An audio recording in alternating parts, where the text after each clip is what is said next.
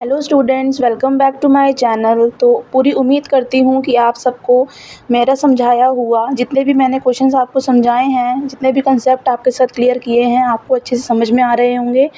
तो चलिए आज हम स्टार्ट करेंगे। कोऑर्डिनेट ज्योमेट्री का एक टॉपिक है डिस्टेंस फार्मूला।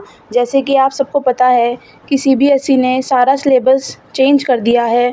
तो जैसे कि डिस्टेंस फार्मूला जो है वो पहले क्लास 10th में आया करता था, तो अब यही चीज़ सेम क्लास 9th में आपको सीखनी है। तो स्टार्ट करते हैं डिस्टेंस फार्मूला। तो जैसे कि मैंने आपको बताया है कि ये बहुत ही इम्पॉर्टेंट टॉपिक होता है, इससे रिलेटेड बहुत सारे क्वेश्चंस एग्ज़ाम में दिए जाते हैं। तो स्टेप बाय स्टेप समझेंगे इसको। अगर आप मेरी वीडियो रोज़ देखते हैं तो आपको चीज़ें आसानी से समझ में आने लगेंगी। तो चलिए स्टार्ट करते हैं। Question number 1, find the distance between the two points A and B. हमारे पास दो पॉइंट्स दे रखे हैं। पहला पॉइंट है ए की क्या वैल्यूज़ दे रखी हैं 17 और 13, और दूसरा पॉइंट है हमारे पास बी की क्या वैल्यूज़ दे रखी हैं 10 और 9।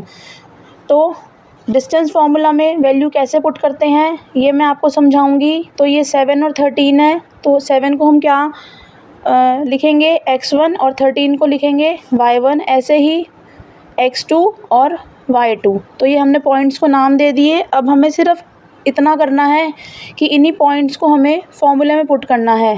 हमें निकालना है ए बी की वैल्यू निकालने के लिए हम डिस्टेंस फार्मूले का यूज़ करेंगे। तो √x2 माइनस x1 का whole square plus y2 minus y1 का होल स्क्वायर। अब इसमें हम वैल्यूज़ पुट करेंगे। x2 क्या था हमारा 10, ब्रैकेट में रखना है इसको। 10 माइनस x1 क्या था 7, इसका होल स्क्वायर प्लस y2 क्या था हमारा 9 माइनस y1 था हमारा 13 का होल स्क्वायर। अब स्टेप बाय स्टेप करते जाएंगे। 10 में से 7 को माइनस करेंगे तो 3 आएगा, 3 का स्क्वायर प्लस 9 में से 13 माइनस करेंगे तो माइनस का 4 बचेगा, माइनस का 4 का स्क्वायर। अब फिर से दूसरा स्टेप करेंगे। 3 3 ज़ा 9 प्लस, जब भी हम इवन नंबर्स में वैल्यू को मल्टीप्लाई करते हैं तो वो पॉजिटिव हो जाती हैं। जैसे माइनस का 4 मल्टीप्लाई बाय माइनस का 4, तो माइनस से माइनस कट जाएगा और 16 हमारी वैल्यू आ जाएगी। अब हम इन दोनों को ऐड करेंगे। 9 और 16 को ऐड करेंगे 25। तो हमारी ए बी की वैल्यू क्या आएगी 25। हमारा 5 का स्क्वायर होता है, तो हमारी ए बी की वैल्यू क्या आएगी 5 यूनिट। बहुत ही सिंपल तरीके से आपको समझाया है। उम्मीद करती हूँ आपको अच्छे से समझ में आया होगा। चलिए तो एक क्वेश्चन और करेंगे इससे रिलेटेड, ताकि आपको अच्छे से समझ में आए। क्वेश्चन है हमारे पास पॉइंट ए की वैल्यू दे रखी है 9 और 3 एंड पॉइंट बी की वैल्यू दे रखी है 15 और 11। तो 9 हमारा x1 हो जाएगा, 3 हमारा y1 हो जाएगा। सेम ऐसे ही x2 एंड y2।